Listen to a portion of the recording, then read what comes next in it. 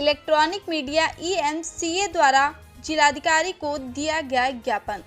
खबर है यूपी के प्रयागराज जिले से, जहां आज electronic media press club Prayagraj ने डीएम को सौंपा ज्ञापन। परिजनों को सहायता राशि और सरकारी नौकरी देने की मांग, पत्रकार सुलभ श्रीवास्तव की मौत की निष्पक्ष जांच करने की मांग, हत्यारों को कड़ी से कड़ी सजा देने की मांग। देखिए कुमारी मनोज सिंह की यह रिपोर्ट।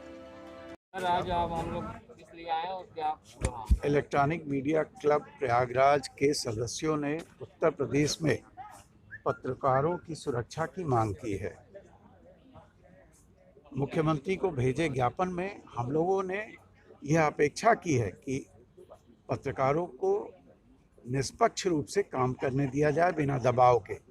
अगर किसी तरीके से उनका कोई उत्पीड़न होने की समाचार आता है और उस पर पत्रकार अपना प्रत्यावेदन आवेदन जिला प्रशासन को भेजता है तो उस पर तत्काल समुचित कार्रवाई की जाए।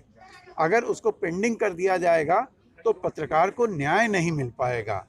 पत्रकारों पर जिस तरीके से हमले बढ़े हैं उससे हम पत्रकारों ने यहाँ पर चिंता व्यक्त की है और कहा है कि हमें निडर रूप से यहाँ पे कार्य करने का अवसर उत्तर प्रदेश में प्रदान किया जाए।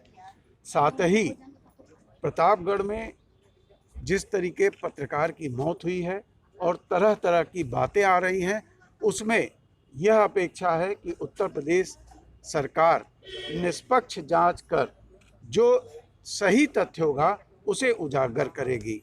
हम लोग इस बात से बड़े सहमत हैं और जिसे कहा जाए उत्तर प्रदेश सरकार की सराहना करते हैं कि उन्होंने FIR लिखाकर इस पर तत्काल कार्रवाई की है।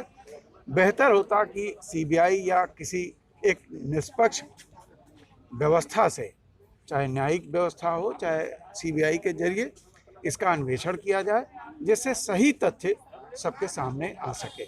मैं इलेक्ट्रॉनिक मीडिया का संयोजक वीरेंद्र पाठक। देखिए, लगातार पत्रकारों पर हमले हो रहे हैं। कई बार ऐसा होता है कि हम पत्रकारों को जान तक गंवानी पड़ जाती है। लगातार हम ये कोशिश करते हैं कि हम समाज को सच का आईना दिखा सकें, उनको ये बता सकें कि सत्यता क्या है, यथार्थ क्या है।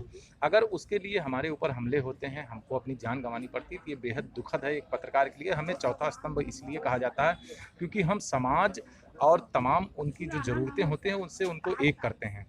तो हमारी ये मांग थी कि सुरक्षा दी जाए पत्रकारों को, ताकि वो निर्भीक होकर, निडर होकर अपने कार्य को कर सकें और समाज को वो आईना दिखाते रहें कि क्या यथार्थ है, क्या सत्य है।